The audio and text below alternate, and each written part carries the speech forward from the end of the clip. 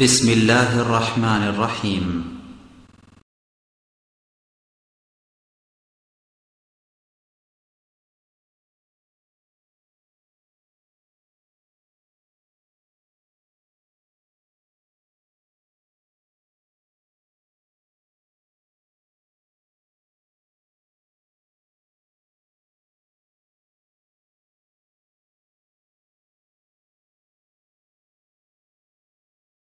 الحمد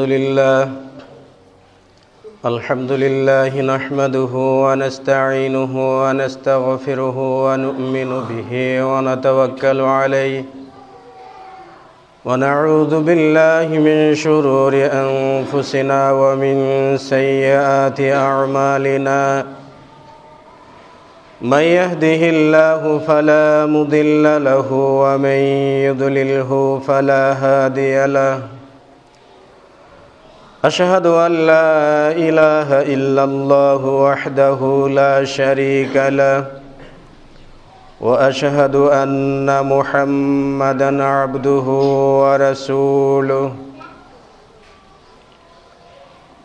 أما بعد فإن خير الحديث كتاب الله وخير الهدي هدي محمد صلى الله عليه وسلم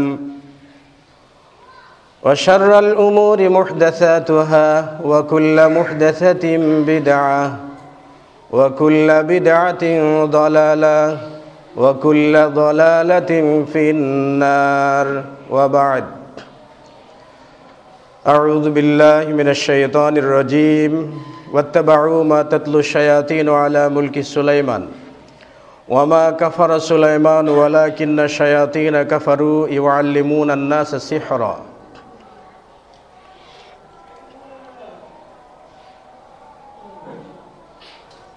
عن أبي هريرة رضي الله تعالى عنه قال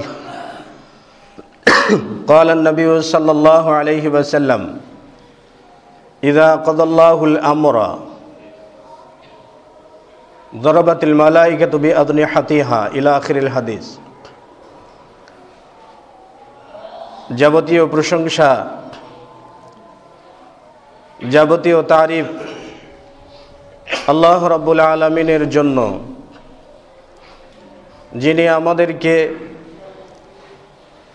প্রতি জুমার মতো আজকেও তার ডাকে সাড়া দেওয়ার তৌফিক দিয়েছেন। সেই আল্লাহ রাব্বুল আলামিনের দরবারে কৃতজ্ঞতা জানাই, সকলেই পড়ি আলহামদুলিল্লাহ। অতঃপর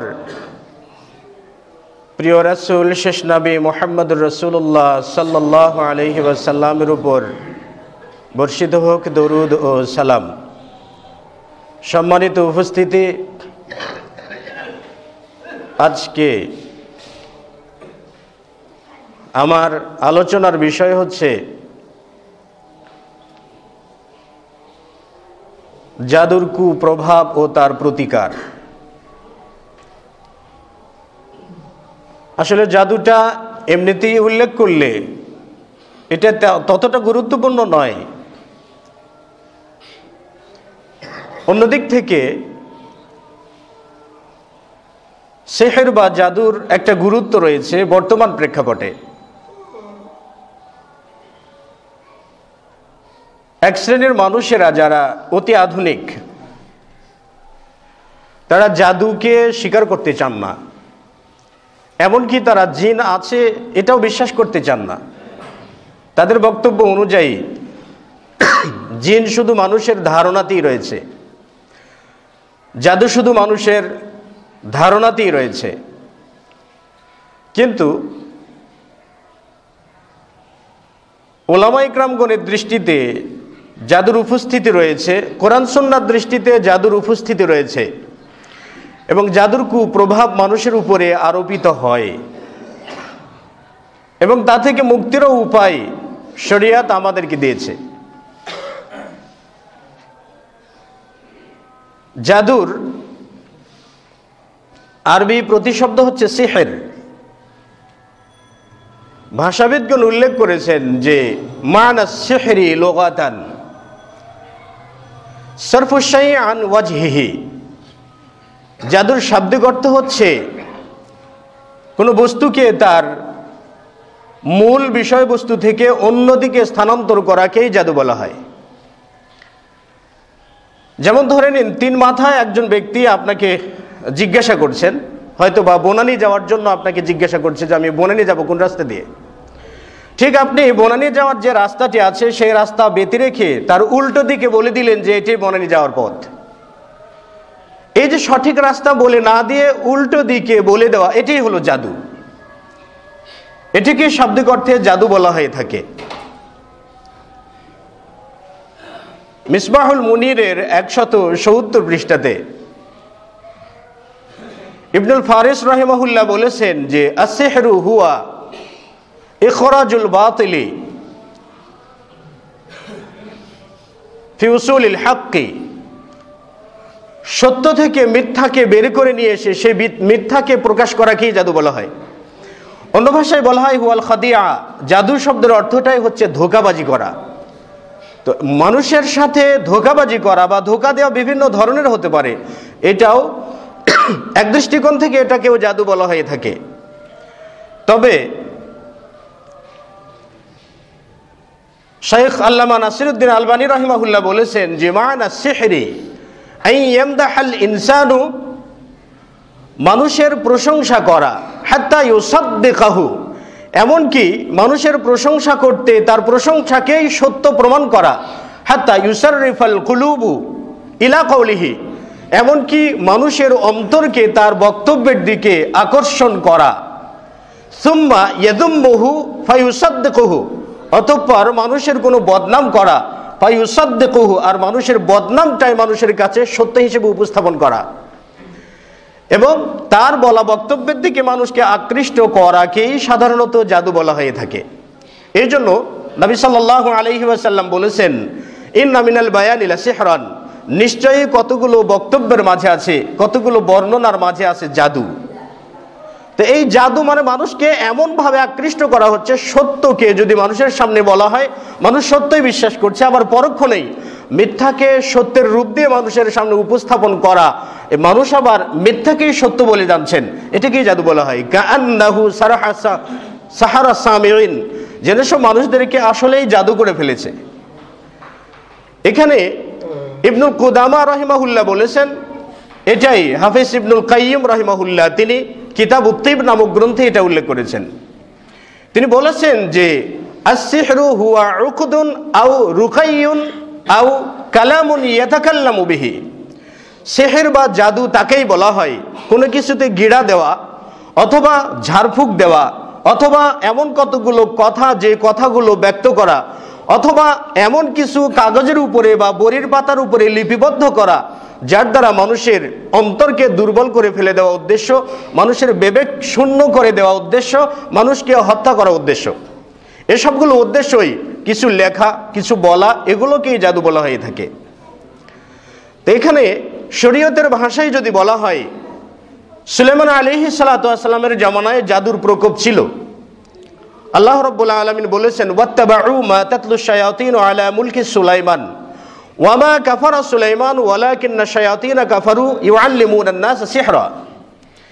এখানে আল্লাহ রাব্বুল আলামিন বলছেন যে তারা অনুসরণ করে থাকে মা তাতলুশ শায়াতিন আলা মুলকি সুলাইমান, সুলাইমানের রাজত্বকালে শয়তান যা তাদেরকে পড়িয়ে শুনিয়েছে তারই তারা অনুসরণ করে। তবে সুলাইমান আলাইহিস সালাতু ওয়াস সালাম জাদু শেখেননি, ওয়ালাকিন্না শায়াতিনা কাফারু, বরং শয়তান কুফরি করেছে, ইউআল্লিমুনান নাস সিহরা, এবং শয়তানি মানুষকে জাদু শিক্ষা দিয়েছে। তো জাদুর প্রচলনটা শয়তান থেকে এসেছে, শরীয়তের কোনো পরিভাষাই নয়। এখানে সুলাইমান আলাইহিস সালাতু ওয়াস সালামের জামানায় এবং তার পরবর্তীতে বাবেল শহরে দুজন ফেরেশতা এসেছিলেন। বলা হয়ে থাকে হারুত এবং মারুত তারা মানুষদেরকে জাদু শিক্ষা দিচ্ছিলেন। এমনকি আমি একজন জৈনক বক্তার ওয়াজে শুনেছিলাম, বক্তা সাহেব বলছেন যে হারুত এবং মারুত এই দুজন ফেরেশতা বাবেল শহরে এসেছিলেন, তারা মানুষদেরকে জাদুবিদ্যা শিক্ষা দিয়েছেন, সেখান থেকে জাদুবিদ্যা শিক্ষা এসেছে। হারুত এবং মারুত সেই সময়ে বাবেল শহরে একজন মহিলার প্রেমে পড়েছিলেন দুজন ফেরেশতা, যার কারণে হারুত এবং মারুতকে উল্টো করে বাবেল শহরের একটি অন্ধ কূপের ভিতরে উল্টো করে রাখা হয়েছে। এটা জৈনক বক্তা ওয়াজ করেছিলেন। কিন্তু বাবেল শহরে হারুত মারুত এসেছিলেন ঠিক, মা ইউআল্লিমানি মিন আহাদিন হাত্তা ইয়াকুলা ইন্নামা নাহনু ফিতনা। এমনকি হারুত এবং মারুত তারা দুজন ফেরেশতা এসেছিলেন, সেখানকার সকল ব্যক্তিদেরকে বলেছিলেন যে আমরা শুধুমাত্র তোমাদেরকে পরীক্ষা করার জন্য এসেছি, অতএব তোমরা কেউ কুফরি করো না, কেউ জাদু শিক্ষা গ্রহণ করো না। কিন্তু শয়তানের প্ররোচনায় তারা জাদু শিক্ষা করলো, জাদুর প্রভাবে, এমনকি এমন জাদু যে জাদু স্বামী স্ত্রীদের মাঝে বিচ্ছেদ পর্যন্ত ঘটিয়ে ছাড়ে, এমন জাদুও তারা শিখিয়েছিল। তাহলে জাদুটা আমাদের মাঝে এসেছে মূলত শয়তান থেকে, শয়তানের পক্ষ থেকে। এই জাদুর প্রায়োগিক ক্ষেত্রে অনেকগুলো প্রকার রয়েছে, কারণ জাদুটা না আমাদের উপরে ভর করে। আমাদের মাঝে মুসলিম সমাজে অনেকগুলো বিশ্বাস রয়েছে জাদুর একটা প্রকোপ থেকে যায়, আবার এই জাদু যদি কাউকে লাগে এটা নাকি ছোঁয়াচে রোগের মতো, অনেকগুলো বিষয় আছে। তো বিষয়টা নিয়ে আপনাদের সঙ্গে কিছু কথা বলবো এবং সেই সাথে হয়তোবা জাদুর দুই একটি সূত্র আপনাদের সামনে উপস্থাপন করতে পারি। উলামায়ে কেরামগণ সাধারণত জাদুকে 4 ভাগে ভাগ করেছেন। আন-নাউউল আউয়াল, প্রথম প্রকার হচ্ছে আস-সিহরুল্লাযী ইউস্তাআনু বিল কাওয়াকিব, ওই জাদু যে জাদুটা বাস্তবায়ন করার জন্য তারকাগুলোর সাহায্য গ্রহণ করা হয়ে থাকে, অর্থাৎ তারকার মাধ্যমে যে সকল জাদু প্রয়োগ করা হয়ে থাকে। তারকারাজির মাধ্যমে যে জাদু প্রয়োগ করা হয়ে থাকে এটা আবার 4 প্রকারে বিভক্ত। এক প্রকার মাওয়াকিউন নুজুমুস সাব, 7 তারকার অবস্থান। আবার কেউ কেউ বলছেন 3 তারকার অবস্থান, কেউ কেউ বলছেন 13 তারকার অবস্থান। আরেকটি হচ্ছে চন্দ্রের 28 মঞ্জিলের অবস্থান। আরেকটি হচ্ছে কোন সহিফা বা বরির পাতার উপরে কিছু লেখা, আলিফ বা তাসা লিখে এটা কোথাও পুঁতে রেখে বা কারো গলায় ঝুলে দিয়ে অথবা এটার রস করে কাউকে পানি সেবন করানোর মাধ্যমে জাদু করা হয়ে থাকে। এখানে তারকারাজির মাধ্যমে জাদু কি করা হয়ে থাকে এ বিষয়ে একটি কথা আমি আপনাদেরকে বলছি। ধরে নিন লেখা হয় কিভাবে, আরবি বর্ণমালা যতগুলো আছে, আলিফ বা তা থা জিম যতগুলো বর্ণমালা আছে, প্রত্যেকটা বর্ণমালার আলাদা আলাদা একটি করে মান আছে, আলাদা আলাদা একটি করে মান আছে। যেমন আলিফতে 1 বা মিমতে 30 কিংবা লামতে 70, এরকম একটা মান আছে। যেমনি আরবি বর্ণমালার মান আছে, তেমনি আবার তারকারাজিগুলোরও আলাদা আলাদা মান বের করেছে জ্যোতিষীরা। তো এখন কোনো ছেলে যদি কোনো মেয়েকে বিবাহ করতে চায়, তাকে ভালো লেগেছে, এখন তিনি জ্যোতিষীর কাছে যাবেন, ফকির বাবার কাছে যাবেন যে আমি অমুক মেয়েকে বিয়ে করতে চাই, তার মা বাবা আমার সঙ্গে বিয়ে দিতে রাজি হবে কিনা, আপনি একটু বলে দিন, বিয়েটা আমার জন্য সহজ হবে কিনা। তো জ্যোতিষী সাহেব আপনাকে বলবে যে আপনি পরের দিন আসবেন। আর জ্যোতিষী সাহেব কি করবেন জানেন, লিখবে আপনার নাম, আপনার বাবার নাম, আপনার দাদার নাম, আপনার মায়ের নাম, এরপর মেয়ের নাম কি, মেয়ের পরিবারে কতগুলো সদস্য, এটা লিখে রাখবে জাদুকর সাহেব। তো এটার একটি সূত্র, সেটি হচ্ছে যে এই যে ছেলেটা জাদুকরের কাছে গেল, জাদুকর প্রথমেই কি করবেন, ছেলের নাম এবং ছেলের মায়ের নামের যতগুলো অক্ষর আছে প্রত্যেকটা অক্ষরের মান বের করবেন। মান বের করে এই অক্ষরগুলোর মান যোগ করবেন। যোগ করার পরে যদি সংখ্যাটা 300 কি 350 কি 400 হয়, এই 400 সংখ্যাটাকে মেয়ের পরিবারের যে কয়জন সদস্য আছে এই সদস্য সংখ্যা দিয়ে এই 300 কি 350 সংখ্যাকে ভাগ দেবেন। ভাগ দেওয়ার পরে যদি দেখেন যে ভাগফল সমান হয়, মানে ভাগফল 0, এটা যদি হয় তাহলে পরের দিন জ্যোতিষী আপনাকে বলে দিবে বিবাহ হওয়ার সম্ভাবনা আছে, আপনি চেষ্টা চালিয়ে যান। ভাগ দেওয়ার পরে যদি ভাগফল সমান না হয়, যদি মিলে না যায়, তাহলে বলবে এটার সম্ভাবনা নাই, আপনি এটাকে ছেড়ে দিন। এইটা হলো জ্যোতিষীর মূল মন্ত্র, এটা তারকারাজি। কারণ এই সংখ্যার সাথে তারকার সংখ্যাকে মিলিয়ে জ্যোতিষী এভাবেই করবেন। এবং এর উপর ভিত্তি করে, এই সংখ্যার উপর ভিত্তি করে সূরা ইখলাসের মান বের করা হয়েছে। আমাদের বাংলাদেশে দেখবেন কতগুলো কোরআনুল কারিম আছে। সৌদি আরব থেকে কোরআন আমাদের দেশে আসে, সেই কোরআনুল কারিমের শুরুতেও কোনো নকশা নেই, শুরুতে কোনো ঘর আঁকানো নেই। কিন্তু বাংলাদেশ থেকে ইমদাদিয়া কুতুবখানা, এরপরে আপনার সুলাইমানিয়া কুতুবখানা, আরও যতগুলো কুতুবখানা থেকে কিতাবগুলো বের হচ্ছে, কোরআনগুলো বের হচ্ছে, ওই কোরআনের প্রথমেই দেখবেন অনেকগুলো তাবিজের ঘর, সূরা ইখলাসের ঘর, সূরা ইখলাসের নকশা, সূরা ইখলাসের তাবিজ ইত্যাদি ইত্যাদি দিয়ে ভরপুর করে দেওয়া হয়েছে। কোরআনুল কারিম এসেছে শিরককে সমূলে ধ্বংস করার জন্য।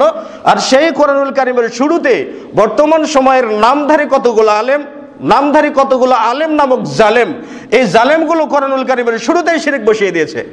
এর থেকে বোঝাতে যাচ্ছে যে কোরআন নিজেই শিরক শিক্ষা দেয়। তাহলে এ সকল আলেমদের জায়গায় বা কোথায় হতে পারে আল্লাহু আলাম, আল্লাহ কোথায় দিবেন আমার তো আর জানা নেই। তো এই যে বিষয়গুলো আছে, আপনাদের বাড়িতেও যদি কারো কোরআনুল কারীমের শুরুতে বা শেষে এরকম কোনো নকশা, তাবিজের কোনো নকশা থাকে, সবগুলো ছিঁড়ে একেবারে পুড়িয়ে ফেলবেন, তাহলে হয়তো সওয়াবের অধিকারী হবেন।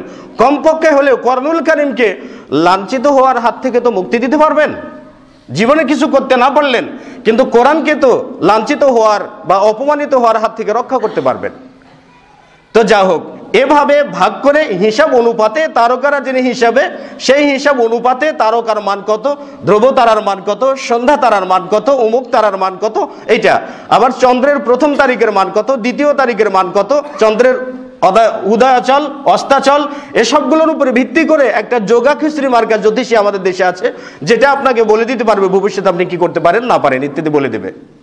কিন্তু তারকারাজির যে বিষয়গুলো আছে, নবী সাল্লাল্লাহু আলাইহি ওয়াসাল্লাম বলছেন, আন আব্দুল্লাহ ইবনে আব্বাস রাদিয়াল্লাহু তাআলা আনহুমা قال মান ইকতাবাসা ইলমাম মিন নুজুম, যে ব্যক্তি তারকারাজির কোনো বিদ্যা অর্জন করলো, ইকতাবাসা শুবাতাম মিনাস সিহরি, সে ব্যক্তি জাদুরই একটা অংশ শিক্ষা গ্রহণ করলো, মা জাদা জাদা মা জাদা, সে যতটুকু বৃদ্ধি করতে চায় সে বেশি করে শিখুক। কারণ নবী সাল্লাল্লাহু আলাইহি ওয়াসাল্লাম বলেছেন যে হাদ্দুস সাহিরি দারবু বিসাইফি, একজন জাদুকরের শাস্তি হচ্ছে তার মৃত্যুদণ্ড দেওয়া, তরবারি দিয়ে হত্যা করাই হচ্ছে একজন জাদুকরের শাস্তি। সেটা দুনিয়ার ব্যাপার, কিন্তু আখিরাতে জাদুকর কখনো জান্নাতে যাবে না, কখনোই জান্নাতে যাবে না জাদুকর। এই জাদুকরের জন্য আখিরাতে চিরস্থায়ী জাহান্নাম। তো আল্লাহ রাসূল সাল্লাল্লাহু আলাইহি ওয়াসাল্লাম হুদাইবিয়ার সন্ধির সময় তিনি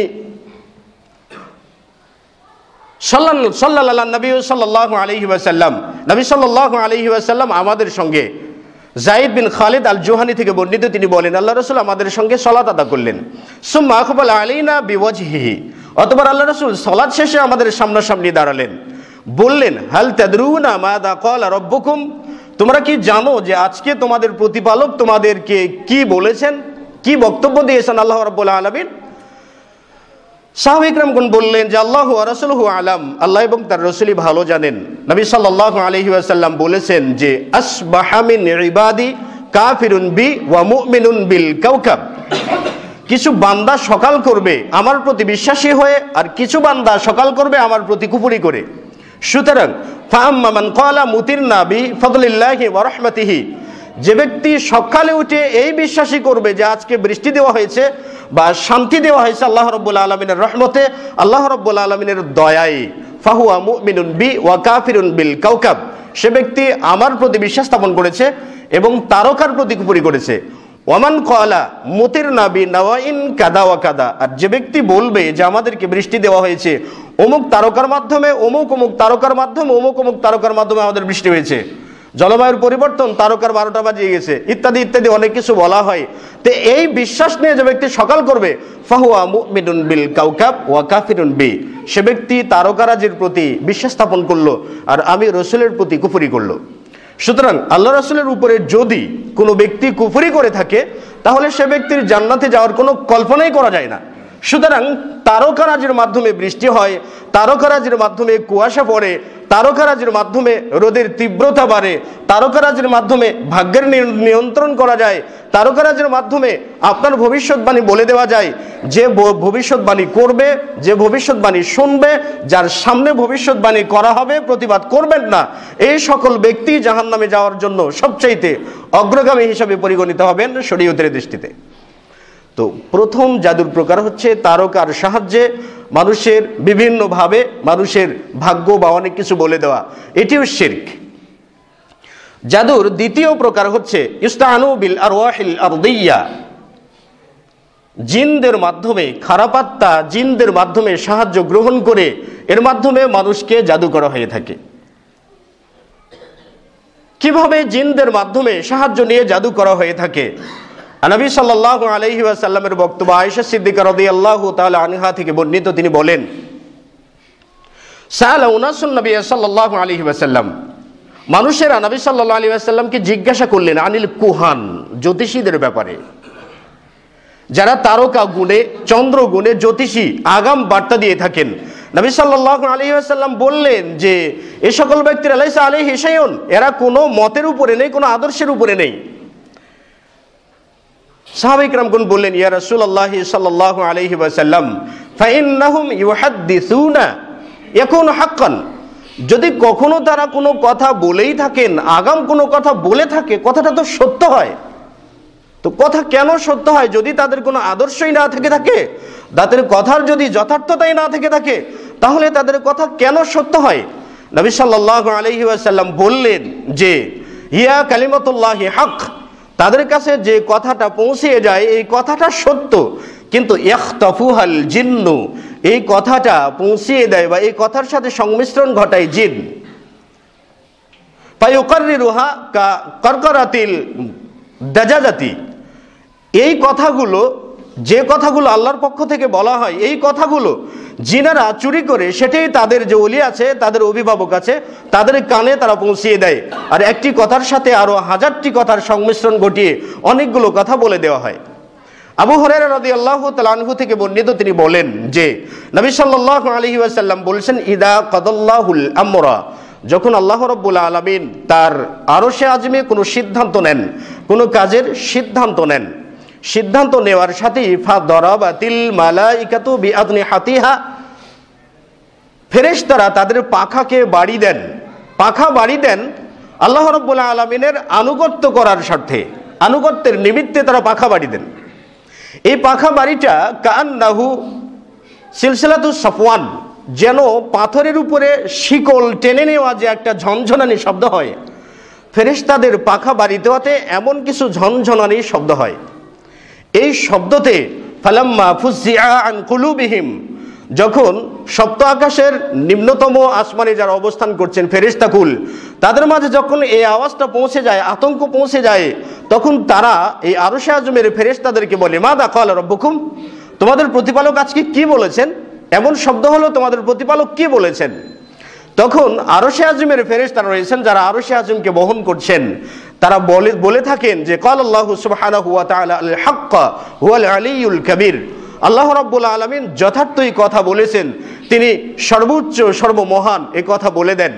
এরপরে আরশে আযমের ফেরেশতা যারা রয়েছেন, তারা ইলকিয়াহু, আল্লাহ রাব্বুল আলামিনের বক্তব্যকে তারা শিক্ষা দেন পরবর্তী ইলামান তাহতাহু, তাদের নিচে যে রয়েছে, নিচের আসমানে যে ফেরেশতাগুলো রয়েছে, তাদেরকে সেই কথাটা শিক্ষা দেন।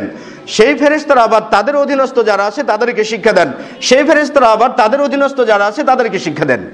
এই একটা সিদ্ধান্ত আস্তে আস্তে আস্তে আস্তে, সুতরাং এর পরবর্তীতে মুস্তারাকুস সামঈ, মানে শ্রবণ চোর যে আছে, শ্রবণ চুরি করে শয়তান, এই শয়তান তখন কি করে, শয়তান তথা জিন জাতিরা কি করে থাকে, একটির উপরে আরেকটি, একটির উপরে আরেকটি, কানা আলা বাদিহি বাদান, একজনের উপরে আরেকজন, আরেকজনের উপরে আরেকজন, এভাবে উঠে নিম্ন আকাশ পর্যন্ত তারা পৌঁছে যায়।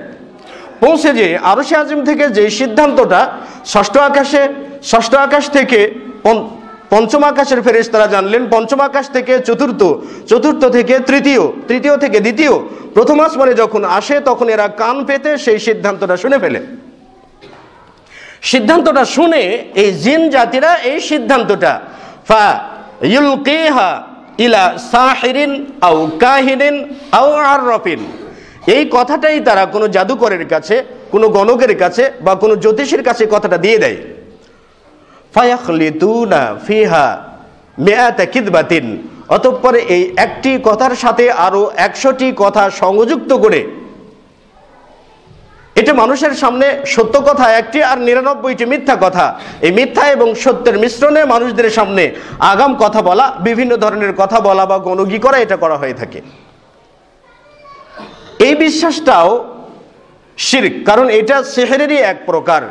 তৃতীয় প্রকার হচ্ছে যে মানুষের চোখকে ধোঁকা দেওয়ার মাধ্যমে যে জাদুটা করা হয়ে থাকে, যেটা বাজারে বিভিন্ন হোকারেরা করে থাকেন। বিভিন্ন হোকারেরা ম্যাচের ভিতরে ম্যাচ ভর্তি কাঠি আছে, হাতের ভিতরে নাড়াচাড়া করতে আবার কাঠি নেই, তুরুপের তাস, এগুলো দিচ্ছে, একবার অনেকগুলো দেখা যাচ্ছে আর একবার সাদা। এসবগুলো যে দেখায় এগুলো শুধু ভেলকি আর মানুষের চোখকে ধোঁকা দেওয়া, যেমনটা ফিরআউন করেছিল মুসা আলাইহিস সালাতু ওয়াস সালামের সাথে। কারণ মুসা আলাইহিস সালাতু ওয়াস সালাম যখন ফেরাউনকে যে বললেন যে তোমার কি পবিত্র হওয়ার ইচ্ছা আছে, তো ফেরাউনের কাছে যখন মুসা আলাইহিস সালাতু ওয়াস সালাম দাওয়াত পৌঁছিয়ে দিলেন, ফেরাউন মুসাকে পরাজিত করার জন্য তিনি জাদুকরদেরকে ডাকলেন। জাদুকরদেরকে ডেকে তাদেরকে জাদুর যে বাক্স আছে, জাদুর যে তাদের কাছে যে জাদুর যে ভাণ্ড আছে সবগুলো খুলে জাদু প্রয়োগ করতে বলল। তো ফেরাউনের কথা অনুযায়ী জাদুকরেরা মুসাকে বলল, হে মুসা, তুমি কি তোমার জাদু আগে প্রয়োগ করবে না কি আমরা আগে করব? তো মুসা বললেন, ঠিক আছে, তোমরাই আগে করো। সূরা ইউনূসে আপনারা এই বিষয়গুলো 69 থেকে 82 আয়াত পর্যন্ত পাওয়া যাবে। এরপরে সূরা আরাফে 117 থেকে 122 আয়াত পর্যন্ত এটাতেও পাওয়া যাবে। সূরা তোহা 65 থেকে 69 পর্যন্ত আয়াত কারিমাগুলো পড়লে এগুলো জানতে পারবেন। তো মুসা আলাইহিস সালাতু ওয়াস সালামের বিরুদ্ধে ফেরাউনের যারা জাদুকর ছিল তারা সাপ, বিভিন্ন সাপ তারা সামনে ফেলে দিল। রশি বা লাঠি, এগুলো সাপ, মূলত এগুলো সাপ ছিল না, এগুলো ছিল রশি অথবা ছোট ছোট কাঠি বা ছোট ছোট লাঠি। এসবগুলো ফেলে দিল, মানুষের চোখে দেখানো হচ্ছে যে এগুলো সাপ, কিন্তু আসলে সাপ নয়, মূলত আসলে রশি অথবা লাঠি এ যাবতীয় কিছুই করা হয়েছে। তো মুসা আলাইহিস সালাতু ওয়াস সালাম কিছু ভয় পেয়ে গেলেন, কিছুটা ভীত সন্ত্রস্ত হলেন। আল্লাহ রাব্বুল আলামিন তাকে সান্ত্বনা দিয়ে বললেন যে ভয় পাওয়ার কিছু নেই। আন আলকি আসাকা ফাইদা হিয়া তালকাফু মা ইয়াফিকুন। মুসা আলাইহিস সালাতু ওয়াস সালামকে আল্লাহ রাব্বুল আলামিন বললেন, তোমার হাতে যে লাঠিটি আছে লাঠিটিকে ফেলে দাও, আর ফেলে দেওয়ার সাথেই দেখবে সবগুলো পরাজয় বরণ করবে। মুসা আলাইহিস সালাতু ওয়াস সালাম তার লাঠি ফেলে দিলেন। ফেলে দেওয়ার সাথে সাথেই ফেরাউনের পক্ষ থেকে যে সাপ বানানো হয়েছিল সবগুলো সাপ মিছিল করতে করতে একেবারে মুসার সাপের মুখের ভিতরে ঢুকতে থাকলো একের পর এক। তো এভাবে ফেরাউনের জাদু পরাজয় হয়। ফেরাউনও জাদু প্রয়োগ করেছিল মানুষের চোখকে ধোঁকা দেওয়ার মাধ্যমে। এটাও এক ধরনের জাদু হয়ে থাকে, যেটা হাট বাজারে বিভিন্ন জায়গাতে প্রয়োগ করা হয়ে থাকে, হকারের ঔষধ বিক্রি করার জন্য ব্যবহার করে থাকে। এটা এক ধরনের জাদু। আর চতুর্থ প্রকার হচ্ছে আল-উকদু ওয়ান নাফসু, কোথাও কোনো সুতা বা কোনো চুলে গিড়া দেওয়া এবং ঝাড়ফুঁক দেওয়ার মাধ্যমে জাদু মন্ত্র পড়ে জাদু করা হয়ে থাকে। যেমন আয়েশা সিদ্দিকা রাদিয়াল্লাহু তাআলা আনহা বলেন যে নবী সাল্লাল্লাহু আলাইহি ওয়াসাল্লাম একবার আমাকে ডাকলেন, তো আমি আল্লাহ রাসূলের কাছে গেলাম। আল্লাহ রাসূল বলেন, ইয়া আয়েশা, আমার উপরে যে জাদু আরোপ করা হয়েছে সেই স্বপ্নের মাধ্যমে আমাকে আল্লাহ রাব্বুল আলামিনের পক্ষ থেকে সিদ্ধান্ত জানিয়ে দেওয়া হয়েছে। নবী সাল্লাল্লাহু আলাইহি ওয়াসাল্লাম বললেন যে আমার ঘুমন্ত অবস্থায় আতানি রাজুলানি, দুজন ব্যক্তি আমার কাছে আসলো। এসে ফাজালাসা রাজুলুন ইনদা রাসি ওয়া জালাসা রাজুলুন ইনদা রিজলাই, এক ব্যক্তি আমার মাথার কাছে বসেছে, আরেক ব্যক্তি আমার পায়ের কাছে বসেছে। এক ব্যক্তি অপর ব্যক্তিকে বলছে যে মা ওয়াজউ হাদার রাজুল, এই লোকটার কি হয়েছে? তখন আরেক ব্যক্তি বলছে মাতবুব আও মাসহুর, লোকটাকে জাদু করা হয়েছে। এক ব্যক্তি বলছে যে তাহলে তাকে কে জাদু করেছে? মান সাহারাহু, কে তাকে জাদু করেছে? তখন আরেক ব্যক্তি বলছে যে লাবিদ বিন আল আসাম তাকে জাদু করেছে। তখন আরেক ব্যক্তি জিজ্ঞাসা করছে, দুজনের একজন জিজ্ঞাসা করছে তাহলে সে জাদু করেছে কি করে, কি পদ্ধতিতে, কিভাবে জাদু করা হয়েছে? তখন এক ব্যক্তি বলে দিচ্ছে জাদু করা হয়েছে তার মাথার চুল এবং তিনি যে চিরুনি দিয়ে মাথা আঁচড়েন সেই চিরুনির একটি দাঁত নিয়ে চুলের সাথে 11টি গিড়া দিয়ে জাওরান নামক কূপের ভিতরে ফেলে দেওয়া হয়েছে। এরপরে নবী সাল্লাল্লাহু আলাইহি ওয়াসাল্লাম তার সাহাবায়ে কিরামগণদেরকে নিয়ে সেখানে গেলেন। যাওয়ার পরে সেখান থেকে সেই পাথরগুলো, যে পাথরের সাথে চুলটা বেঁধেছিল, যে চিরুনির দাঁতের সাথে চুলটা বেঁধেছিল, চিরুনির দাঁত চুল সবগুলো উদ্ধার করলেন। উদ্ধার করার পরে আয়েশা সিদ্দিকার কাছে এসে বললেন, ইয়া আয়েশা, যে কূপে জাদু করা হয়েছে সেই কূপের পানি দেখলাম মেহেদির পানির মতো, আর সেই কূপের চতুর্দিকের যতগুলো খেজুর গাছ দেখলাম সবগুলোর মাথা যেন শয়তানের মাথার মতো। আয়েশা সিদ্দিকা রাদিয়াল্লাহু তাআলা আনহা বললেন, ইয়া রাসূলুল্লাহ হাল ইস্তাখরাজিতাহু, ইয়া রাসূলুল্লাহ তাহলে কি আপনাকে যে জাদু করেছে তাকে তো আপনি বের করতে পারেন, শাস্তি দিতে পারেন। নবী সাল্লাল্লাহু আলাইহি ওয়াসাল্লাম বলেন, কদ আফানি আল্লাহু সুবহানাহু ওয়া তাআলা, আল্লাহ রাব্বুল আলামিন তো আমাকে মুক্তি দিয়েছেন। আমি চাচ্ছি না যে ওই ব্যক্তিকে অন্যান্য মানুষদের সামনে হয়রানি করা হোক, মানুষের সামনে তাকে খারাপ হিসেবে উপস্থাপন করা হোক, আমি সেটা চাচ্ছি না। এই জন্য নবী সাল্লাল্লাহু আলাইহি ওয়াসাল্লাম মৃত্যু পর্যন্ত তার ব্যাপারে তার বিরুদ্ধে কোনো প্রতিশোধ গ্রহণ করেননি। তবে জেনেছেন যে জাদুকর কে জাদু করেছিল এটা জেনেছেন। তো যেটা উল্লেখ করছিলাম, জাদুর চতুর্থ প্রকার হচ্ছে কোনো কিছুতে গিড়া দেওয়ার মাধ্যমে বা আন-নাফসু, কোনো কিছুতে গিড়া দেওয়ার মাধ্যমে করা হয়ে থাকে। জাদুর প্রভাবে কোনো ব্যক্তি পাগলও হয়ে যেতে পারে, যেমন নবী সাল্লাল্লাহু আলাইহি ওয়াসাল্লাম পাগল হন নাই, তবে পাগল প্রায় অসুস্থ হয়েছিলেন। যেমন আয়েশা সিদ্দিকার বক্তব্য থেকে জানা যায় নবী সাল্লাল্লাহু আলাইহি ওয়াসাল্লাম কোনো কাজ করেন নাই অথচ করেছেন। তিনি বলতেছেন যে কাজটা করেছি, অথচ আল্লাহ রাসূল কাজটি করেনই। আবার কোনো কাজ করেছেন, আল্লাহ রাসূল বলছেন না আমি কাজটা করিই নাই। এমন একটা পরিস্থিতি নবী সাল্লাল্লাহু আলাইহি ওয়াসাল্লামের উপরে বিরাজ করেছিল। তো এই 4 পদ্ধতিতে জাদু করা হয়। আর জাদুর কুপ্রভাবে একজন ব্যক্তি পাগল হতে পারে, একজন ব্যক্তি মারা যেতে পারে। আমি ছোট্ট একটা গল্প বলছি, সত্য ঘটনা, যেটা আমাদের উত্তরাঞ্চলে গাইবান্ধার একজন বক্তা আছেন, আমি নাম বলছি না। তো তিনি এলাকার একজন চেয়ারম্যানের স্ত্রীর সঙ্গে চুক্তিবদ্ধ হয়েছেন, 2 লক্ষ টাকার বিনিময়ে তিনি তার স্বামীকে হত্যা করবেন জাদু করার মাধ্যমে। কিভাবে করা যায়, সেই জাদুটা কিভাবে করা যায়, মানে প্রত্যক্ষদর্শীর সাক্ষী অনুযায়ী জাদু করা হয়েছে। 2টো মাটির পাতিল রয়েছে, এই 2টো মাটির পাতিল ব্যবহার করা হয়েছে। তার মধ্যে একটি মাটির পাতিলের ভিতরে 2টি মাগুর মাছ ঢুকে দেওয়া হয়েছে, দিয়ে এই পাতিলের উপরে ঢাকনা দিয়ে পাতিলটাকে মাটির নিচে চাপা দেওয়া হয়েছে।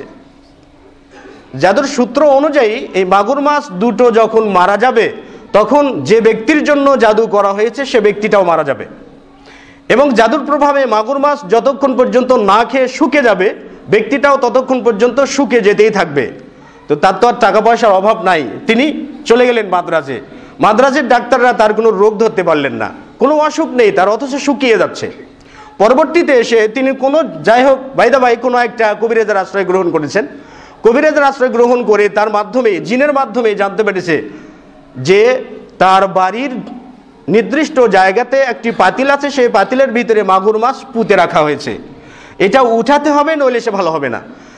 এখন তার কথার বাস্তবায়ন করতে যেয়ে খুঁড়তে যেয়ে দেখা গেল যে সত্যি একটা মাটির পাতিল, সে মাটির পাতিলের ভিতরে 2টো মাগুর মাছ, একটি মাগুর মাছ মারা গেছে, আরেকটি মাগুর মাছ মারা যাওয়ার কাছাকাছি হয়ে গেছে। তো আল্লাহর ইচ্ছায় লোকটা ধরা পড়ে গেলেন। ধরা পড়ে যাওয়ার পরে চেয়ারম্যানের বাড়িতে মাহফিল করার অজুহাতে তাকে নিয়ে এসে গণধোলাই দিয়ে দিলেন, গণধোলাই দিয়ে ছাড়লেন। তো এই যে জাদুর যে একটা প্রভাব, এই প্রভাবটা আজও রয়েছে, কিন্তু আধুনিক সমাজের মানুষেরা জাদুর কোনো প্রভাব এটাকে বিশ্বাস করতে চান না, এটাকে স্বীকার করতে চান না। কিন্তু শায়েখ আব্দুল আজিজ বিন বাজ রাহিমাহুল্লাহ তিনি বলেছেন যে জাদুর যে কুপ্রভাব রয়েছে এটা সত্য, এটা প্রকৃতভাবেই হয়। তবে হ্যাঁ, জাদুর প্রভাবে খুব একটা ক্ষতি হয় না, এই বিশ্বাসটা রয়েছে মুতাজিলাদের। হাফিজ ইবনুল কাইয়ুম, ইবনুল কুদামা রহিমাহুল্লাহ, হাফিজ ইবনু হাজার আসকালানী রহিমাহুল্লাহ, এরপরে আধুনিককালে আমাদের শায়েখ নাসিরুদ্দিন আলবানী রহিমাহুল্লাহ, এর পরবর্তী সকল উলামা ইকরামগণ ঐক্যমত পোষণ করেছেন যে জাদুর কুপ্রভাব রয়েছে। তবে জাদুর কুপ্রভাবে মানুষ নিহতও হতে পারে, জাদুর কুপ্রভাবে মানুষ পাগলও হতে পারে, জাদুর কুপ্রভাবে মানুষ বিবেকহীন, বুদ্ধিহীন, এসব কিছু বিভিন্ন প্রভাবে হয়ে যেতে পারে। এটার একটা প্রভাব আছে, কারণ এর পিছে জাদু তো নিয়ে এসেছে মিস্টার ইবলিস, তাই না? মিস্টার ইবলিস তো জাদুটা নিয়ে এসেছে, কাজেই তারও তো একটা ক্ষমতা আছে, শুরু থেকে নিয়ে কিয়ামত পর্যন্ত সে ক্ষমতার অধিকারী হয়েছে। যেহেতু সে এই ক্ষমতার নিয়ন্তা, সেই ক্ষেত্রে একটা শক্তি এর মাঝে অবশ্যই রয়েছে, সুতরাং এটাকে অস্বীকার করার কিছুই নেই। তবে হ্যাঁ, জাদুর কুপ্রভাব মানুষের উপরে পড়তে পারে, মূলত জাদুর কুপ্রভাব এটাই মূল উদ্দেশ্য নয়, কিন্তু কারো উপর যদি জাদুর কুপ্রভাব পড়েই যায়, এখানে একটা বিষয় হলফ করে, কসম করে বলা যায় যে তাওহীদবাদী ব্যক্তির উপরে, যিনি তাওহীদে বিশ্বাস করেন, এক আল্লাহতে বিশ্বাস করেন, একমাত্র আল্লাহ রাব্বুল আলামিন তার সব কিছুর বিপদ থেকে মুক্তিদাতা, সব বিপদ তিনি দিতে পারেন, এমন বিশ্বাস যদি কোনো ব্যক্তির অন্তরে থাকে, তাহলে পৃথিবীর যতগুলো জাদু আছে সবগুলো জাদু তার কাছে ফিউজ, সবগুলো জাদু তার কাছে মার খেয়ে যাবে। সুবহানাল্লাহ। তাহলে শর্ত হচ্ছে এক আল্লাহতে বিশ্বাস করতে হবে, তাহলে আল্লাহ রাব্বুল আলামিনের ক্ষমতার কাছে সবগুলোই মাটি। এখন আমাদের সমাজে কারো উপর যদি জাদুর কুপ্রভাব পড়েও থাকে, এক্ষেত্রে করণীয় কি থাকে? এই ক্ষেত্রে কিতাবুত তিব্বে হাফিজ ইবনুল কাইয়ুম রাহিমাহুল্লাহ বলেছেন এবং ইবনুল জাওজি রাহিমাহুল্লাহ তারও একটি লিখিত রয়েছে কিতাবুত তিব, একটি গ্রন্থ রয়েছে, সেখানে অনেকগুলো পন্থা বলে দেওয়া আছে, অনেকগুলো পদ্ধতি বলে দেওয়া আছে কিভাবে জাদুর কুপ্রভাব থেকে নিজেকে মুক্ত রাখা যায়। আর যদি কেউ জাদুর কুপ্রভাবে আহত হয়, কি কষ্টের মধ্যে পতিত হয়, তাহলে তিনি কি করতে পারেন। এর অনেকগুলো কারণ রয়েছে। প্রথমত 5টি কারণ উল্লেখ করেছে, 5 পদ্ধতিতে জাদুর প্রভাব থেকে নিজেকে মুক্ত রাখা যেতে পারে। তার প্রথম পদ্ধতি হচ্ছে, আমি 5টি হয়তো ব্যক্ত করতে পারবো না, গুরুত্বপূর্ণ যে কয়টি সে কয়টি ব্যক্ত করব। প্রথমটি হচ্ছে যে আর রুকিয়া ও শরঈয়া, শরঈ কতগুলো ঝাড়ফুঁক দেওয়ার মাধ্যমে এখান থেকে মুক্তি পাওয়া যায়। যেমন জিবরিল আলাইহিস সালাতু ওয়াস সালাম যখন আসলেন, আল্লাহ রাসূল সাল্লাল্লাহু আলাইহি ওয়াসাল্লামকে যখন জাদু করা হয়েছিল লাবিদ বিন আসামের পক্ষ থেকে, এই জাদু করার পরে তাকে মুক্ত করে দেওয়ার জন্য জিবরিল আলাইহিস সালাতু ওয়াস সালাম আসলেন। ফাআতাহু জিবরিল ফানাজালা আলাইহি মুআওয়াদাতান। এরপরে জিবরিল আলাইহিস সালাতু ওয়াস সালাম নবী সাল্লাল্লাহু আলাইহি ওয়াসাল্লামের উপরে সূরা নাস এবং সূরা ফালাক দুটো নাজিল করলেন এবং মুহাম্মদ সাল্লাল্লাহু আলাইহি ওয়াসাল্লামকে বললেন, ইয়া মুহাম্মাদু কুল আউযু বিরাব্বিল ফালাক সুম্মা ইয়াহিল, অতঃপর আপনি সুম্মা হাল্লি, হে রাসূল আপনি কুল আউযু বিরাব্বিল ফালাক পড়ুন, এরপরে আপনার চুলের একটি গিরা খুলে ফেলুন। অন্য একটি বর্ণনায় নাসাই কুবরাতে রয়েছে, জিবরিল আলাইহিস সালাতু ওয়াস সালাম তিনি নিজেই পড়লেন এবং একটি করে গিরা খুললেন। 11টি গিরা দেওয়া হয়েছিল এবং সূরা নাস এবং ফালাক দুটো সূরাতে আয়াতের সংখ্যাও রয়েছে 11টি। একটি করে আয়াত পড়লেন, একটি করে গিরা খুলে গেল। এভাবে 11টি আয়াত পড়ার সাথে সাথে নবী সাল্লাল্লাহু আলাইহি ওয়াসাল্লাম তৎক্ষণাৎ তিনি সুস্থ হয়ে গেলেন। এমনকি নিজেকে এমন সুস্থ অনুভব করলেন যে তার কখনো অসুখই হয় নাই, তিনি কখনো জাদুগ্রস্ত হনই নাই, এমন সুস্থ হয়ে গেলেন। তো নবী সাল্লাল্লাহু আলাইহি ওয়াসাল্লামের ক্ষেত্রে যেটা প্রযোজ্য আছে, নবী সাল্লাল্লাহু আলাইহি ওয়াসাল্লামের উম্মতের ক্ষেত্রেও একই বিষয়টাই প্রযোজ্য রয়েছে। সুতরাং সূরা নাস এবং ফালাক পড়ে যদি আমরা দৈনন্দিন জীবনে প্রতিদিন সকাল সন্ধ্যা, আয়েশা সিদ্দিকা বলেন নবী সাল্লাল্লাহু আলাইহি ওয়াসাল্লাম ইদা ইশতাকা আলাইহি, যখন নবী সাল্লাল্লাহু আলাইহি ওয়াসাল্লামের উপরে অসুস্থতার প্রকোপটা চেপে গেল, যে অসুস্থতায় নবী সাল্লাল্লাহু আলাইহি ওয়াসাল্লাম ইন্তেকাল করেছেন, সেই অসুস্থতায় তিনি দু হাতে তিনি সূরা ইখলাস, সূরা ফালাক, সূরা নাস পড়ে দু হাতে ফু দিলেন, থুতু দিলেন, সেটা দিয়ে তিনি তার মুখ থেকে শুরু করে পা পর্যন্ত মাসিহ করলেন।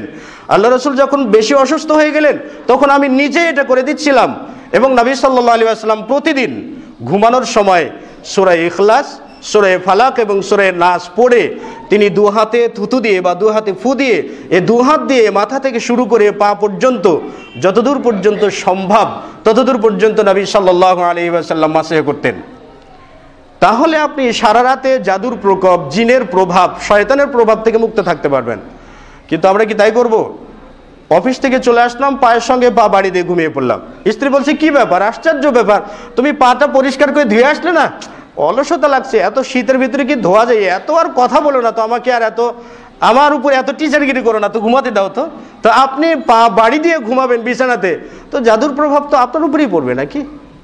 নাকি যিনি সূরাগুলো পড়ে ঘুমাচ্ছেন তার উপরে আসবে? এটা একটা বিষয়। আসলে রুকিয়া শরঈয়া বিতিলাওয়াতিল কোরআন, কোরআনুল কারীমের অনেকগুলো আয়াত রয়েছে। সেই ক্ষেত্রে দ্বিতীয় পর্যায়ে যেটা বলে দেওয়া যায়, আবু হুরায়রা রাদিয়াল্লাহু তাআলা আনহু একবার গনিমতের মাল চুরিকারী যে চুরি করে তাকে ধরে ফেললেন। বড় ঘটনা রয়েছে। ধরে ফেলার পরে লোকটি বললেন যে, দানি ইয়া আবা হুরায়রা, হে আবু হুরায়রা তুমি আমাকে ছেড়ে দাও, আনা উআল্লিমুকা বিকালিমাতিন ইয়ানফাউকা, আমি তোমাকে এমন কতগুলো কথা বা বাক্য শিক্ষা দেব যেটা শিক্ষা গ্রহণ করার কারণে আল্লাহ রাব্বুল আলামিন তোমার জন্য একজন হাফেজ, একজন সংরক্ষক নিয়োগ করবেন। আর এটা যদি তুমি ঘুমানোর সময় পড়ে ঘুমিয়ে যাও তাহলে সারা রাত কেন, সন্ধ্যা থেকে নিয়ে ফজর পর্যন্ত শয়তানের কোনো প্রভাব তোমার উপরে আসতে পারবে না। আবু হুরায়রা রাদিয়াল্লাহু তাআলা আনহু তাকে ছেড়ে দিলেন এবং সে ব্যক্তি তাকে বলে দিল, যখন তুমি ঘুমাতে যাবে তখন তুমি বলবে, আল্লাহু লা ইলাহা ইল্লা হুয়াল হাইয়ুল কাইয়ুম লা তাখুযুহু সিনাতু ওয়ালা নাওম, শেষ পর্যন্ত পড়লেন। তাহলে ঘুমানোর সময় যদি কোনো ব্যক্তি আয়াতুল কুরসি পড়ে থাকেন, সারা রাত তিনি জিনের কুপ্রভাব থেকে, জাদুর যতগুলো কুমন্ত্রণা রয়েছে সবগুলো থেকে তিনি মুক্ত থাকতে পারবেন। আল্লাহ রাসূল বললেন যে ইকরাউল কুরআন ইকরাউজ জাহরাওয়ান, তোমরা কোরআন তেলাওয়াত করো, কোরআন তেলাওয়াত করো, বিশেষ করে তোমরা সূরা বাকারা এবং সূরা ইমরান তেলাওয়াত করো, কারণ ফাইন্নাহু শাফিআন লাকুম, কেননা সূরা বাকারা এবং সূরা ইমরান তোমাদের জন্য সুপারিশকারী হবে কিয়ামতের দিন। ফাইন্নাহুমা গামামাতানি, মেঘমালার মতো তোমাদের উপরে এসে ছায়া দেবে কিয়ামতের দিন, মেঘমালার মতো হয়ে থাকবে, তারা ছায়া দেবে। এমনকি সূরা বাকারা সূরা ইমরান যদি কেউ পড়ে থাকে তাহলে সে বরকত পাবে, যদি কেউ না পড়ে থাকে তাহলে বরকত থেকে বঞ্চিত হবে। এমনকি যদি কোনো ব্যক্তি সূরা বাকারা এবং সূরা ইমরান যদি পড়ে তাহলে লা ইয়াস্তাতিউহাল বাতলাতু, ক্বালা মুআবিয়া রাদিয়াল্লাহু তাআলা আনহু মা'নাল বাতলাতি আস-সিহরু, যদি কোনো ব্যক্তি সূরা বাকারা এবং সূরা ইমরান তেলাওয়াত করে তাহলে যাবতীয় জাদু টনা থেকে সে ব্যক্তি মুক্ত থাকতে পারবেন। কিন্তু সূরা বাকারা সূরা ইমরান তেলাওয়াত করার জন্য তো কোরআন পড়া শিখতে হবে। যদি একটা ইন্টারভিউ নেওয়া হয় যে কয়জন আমরা কোরআন তেলাওয়াত করতে জানি, তাহলে হয়তোবা শতকরা দুজনের ভিতরে যারা কোরআন তেলাওয়াত করতে জানি, তাদের ভিতরে আবার শতকরা 10 জনের পড়াটা সহি শুদ্ধ হবে, আর শতকরা 90 জনের পড়াটা ভুলে ভরা থাকবে। তাহলে এখন আমরা কি করে মুক্তি পেতে পারি? হ্যাঁ, আমাদের একটা মন্ত্র আছে, একটা বুদ্ধি আছে। জাদু ধরেছে, এখন কোথায় যাবা? জাদুর কাছে যাবা, জাদুকরের কাছে যাবেন। এখন জাদুকর বলে দিবে আপনাকে না কালি ধরেছে, ওই যে মা কালি ধরেছে। কোথায় ছিল? বলে অমুক গাছে সে প্রস্তাব করেছিল, সেই জন্য ধরেছে। অমুক গাছের গড়ায় প্রস্তাব করেছে, মা কালী ধরেছে, কালী ধরেছে, ভগবান ধরেছে, সরস্বতী ধরেছে, কত কিছু ধরেছে, কত কিছুর উপস্থিতি আপনাকে বলে দিবে। আর আপনি সেটা অনুযায়ী চিকিৎসা গ্রহণ করছেন। সারা জীবনের চিকিৎসা শেষ হবে কবরে যাওয়ার পরে। কিন্তু চিকিৎসা তো আল্লাহ রাসূল শিক্ষা দিলেন।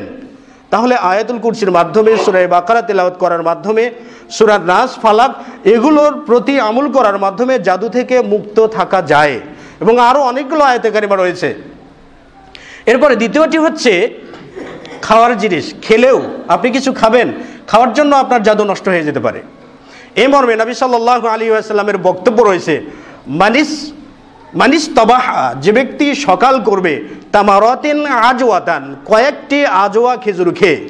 যদি কোনো ব্যক্তি সকালে খালি পেটে কয়েকটি আজওয়া খেজুর খায়, আজওয়া খেজুর হচ্ছে মদিনার সবচেয়ে উন্নত মানের খেজুর। নবী সাল্লাল্লাহু আলাইহি ওয়াসাল্লামের বক্তব্য অনুযায়ী যে ব্যক্তি কয়েকটি আজওয়া খেজুর সকালে এবং সন্ধ্যায় সেবন করবে, সে ব্যক্তি লাম ইয়াদুররুহু সুম্মুন ওয়ালা সিহরুন, সে ব্যক্তিকে কোনো ধরনের বিষ তাকে ক্ষতি করতে পারবে না এবং কোনো জাদুর কোনো প্রভাব তার উপর বিস্তার করতে পারবে না। সুবহানাল্লাহ। বুখারীর অপর বর্ণনাতে রয়েছে, সেখানে নবী সাল্লাল্লাহু আলাইহি ওয়াসাল্লাম বলছিলেন, মান তাসাব্বাহা সাবআ তামারাতিন আজওয়াতান, যে ব্যক্তি সকালে মাত্র 7টি আজওয়া খেজুর খাবে, তাহলে সে ব্যক্তি সারাদিন জিনের প্রকোপ থেকে, জাদুর প্রকোপ থেকে, বিষের প্রকোপ থেকে সে মুক্ত থাকতে পারবে। এগুলো খেলে আপনি খাবেন, আপনার জন্য এগুলো অনেকগুলো কাজ করবে। এই মর্মে তো নবী সাল্লাল্লাহু আলাইহি ওয়াসাল্লামের বক্তব্য রয়েছে। আরেকটি সহজ পন্থা রয়েছে, যেটা উলামায়ে কিরামগণ বলেছেন। ক্বালা শাইখ আব্দুল্লাহ বিন বাজ রাহিমাহুল্লাহ ফি হুকমিস সিহরি ওয়াল কুহান। আব্দুল্লাহ বিন বাজ রাহিমাহুল্লাহর একটি বই আছে, জাদুর হুকুম এবং জ্যোতিষীর হুকুম নামক একটা বই। সেই বইটিতে শাইখ বিন বাজ রাহিমাহুল্লাহ বলেছেন যে জাদু থেকে মুক্ত থাকার আরেকটি উপায় হচ্ছে আইয়াখুদা সাবআ ওয়ারাকাতিন মিনাস সিদরি, 7টি তাজা বরই পাতা গ্রহণ করবে। এরপরে ফা ইউকাইয়িদুহা, এই বরির পাতাকে পাথরে ছেঁচিয়ে এটাকে একেবারে মিশিয়ে ফেলবে, রস করে ফেলবে। এরপরে ফায়াখুদুহু বিইনাইন আও ফায়াজআলু ফি ইনাইন মিন মাইন, অতঃপর সেটি একটা পানীয় পাত্রে রেখে দেবে। পানির পাত্রে রেখে দিয়ে সেখানে পানি ঢালবে, যতটুকু পর্যন্ত পানি তার গোসল করতে লাগবে, এতগুলো পানি তার চাড়িতে বা তার ভাণ্ডতে ঢেলে ফেলবে। এরপরে ফা ইয়ারকাহু বি তিলাওয়াতিল কোরআন, অতঃপর কোরআনুল কারিমে যতগুলো আয়াত জাদু সংক্রান্ত আছে, যেমন সূরা নাস, ফালাক, আয়াতুল কুরসি, সূরা বাকারার শেষ 3 আয়াত, এগুলো পড়ে সেখানে ফু দেবে। এরপরে সেখান থেকে যতটুকু পানি তার খাওয়া প্রয়োজন সে পান করে নেবে, আর যতটুকু অবশিষ্ট থাকবে তা দিয়ে সে গোসল করবে। গোসল করার ফলে তার দেহ থেকে যদি কোনো জাদুর প্রকোপ থেকে থাকে তাহলে সে জাদুর প্রকোপ থেকে মুক্তি পেতে পারে। প্রথম দিন, দ্বিতীয় দিন, তৃতীয় দিন, সর্বোচ্চ 7 দিন পর্যন্ত এই চিকিৎসা চলতে পারে। এমনই কথা কুরতুবী রাহিমাহুল্লাহ ফি তাফসিরিহি, তার তাফসির গ্রন্থে এটা উল্লেখ করেছেন। এবং ইবনু জাওজি রাহিমাহুল্লাহ তার কিতাবুত তিব নামক গ্রন্থে এটাও একটি উল্লেখ করেছেন। আরও অন্যান্য ওলামায়ে কেরামগণ এই ধরনের চিকিৎসা গ্রহণ করার জন্য অনুমোদন দিয়েছেন। 7টি বড়ি পাতার মাধ্যমে আপনি জাদু থেকে মুক্ত থাকতে পারেন। এমনকি কেউ কেউ বলেছেন যে আরেকটি পদ্ধতি হচ্ছে, যদি কোনো বাড়িতে আপনি মনে করেন যে আপনার বাড়িতে কোনো তাবিজ অথবা কোনো জাদুর কিছু পুঁতে রাখা হয়েছে, আপনি জায়গা নির্ধারণ করতে পারছেন না কোথায় রাখা হয়েছে, তাহলে তার বক্তব্য অনুযায়ী সেই বাড়িতে কি করতে হবে, লবণের পানির ভিতরে এই যে মুআব্বাজাতাইন সূরা নাস, ফালাক, আয়াতুল কুরসি, সূরা বাকারা, ইমরান এগুলো বলে ফু দিয়ে এই পানিটা বাড়িতে ছিটিয়ে দিলে বাড়ি থেকে জাদুর যাবতীয় প্রকোপ থেকে সে মুক্তি পেতে পারে। তো এটা হলো বাস্তবিক বিষয়। কিন্তু মুআব্বাজাতান কোরআনুল কারীমের আয়াত যতগুলো আছে, এরপরে হাব্বাতুস সাওদা রয়েছে, এর সাথে মধু সেবন করা, কালোজিরের সাথে মধু সেবন করা, এগুলোর মাধ্যমে জাদুর প্রকোপ থেকে বেঁচে থাকা যায়। তাহলে জাদুর প্রকোপ মানুষের উপরে আসতে পারে, যে কোনো মুহূর্তেই আসতে পারে। তবে ইন্না কায়দা শয়তানি কানা দাঈফা, নিশ্চয়ই শয়তানের চক্রান্ত সব সময়ের জন্য দুর্বলই হয়ে থাকে। শয়তানের হাতে যতগুলোই জাদু থাকুক না কেন, যত কিছুই থাকুক না কেন, কিন্তু চিরদিনের জন্য এটা দুর্বল। কিন্তু যতক্ষণ পর্যন্ত একজন মানুষ তাওহীদবাদে বিশ্বাস, এক আল্লাহর প্রতি বিশ্বাস স্থাপন করবে এবং ঈমান আনয়ন করবে এবং এক আল্লাহ ছাড়া তাকে কেউ মুক্তি দিয়ে পারেন না, এমন বিশ্বাস যদি কোনো ব্যক্তি করে থাকেন, তাহলে কোনো জাদুই তার উপরে আসবে না, কোনো জাদুই তার উপর কোনো প্রভাব খাটাতে পারবে না। ইতিপূর্বেও হয়েছে, নবী সাল্লাল্লাহু আলাইহি ওয়াসাল্লামের জামানাতেও হয়েছে। আরও পূর্ববর্তী অনেকগুলো কাহিনী এই মর্মে অনেকগুলো বিষয় পাওয়া যায়। সেই ক্ষেত্রে জাদুর প্রকোপ মানুষের উপরে আসতে পারে। অতি আধুনিকতার নামে যেটা বলা হয় জাদুবিদ্যা বলতে কিছু নেই, সেটাও সঠিক নয়। আবার জাদুবিদ্যা আসলেই আপনাকে বিভিন্ন কুসংস্কারে জড়িয়ে পড়তে হবে, মাকালি ধরেছে ইত্যাদি ধরেছে, এগুলো বিশ্বাস থেকে বেরিয়ে আসতে হবে। তো সেই জন্য আল্লাহ রাব্বুল আলামিন আমাদের সকলকেই কোরআন এবং সহিহ সুন্নাহ অনুযায়ী নিজেদের জীবন করার জন্য তৌফিক দান করুন, আল্লাহুম্মা আমিন। আল্লাহ রাব্বুল আলামিন আমাদের শয়তানের সকল চক্রান্ত থেকে সঠিকভাবে মুক্ত থাকার তৌফিক দান করুন, আল্লাহুম্মা আমিন। ওয়া আখিরু দাওয়ানা আলহামদুলিল্লাহি রাব্বিল আলামিন।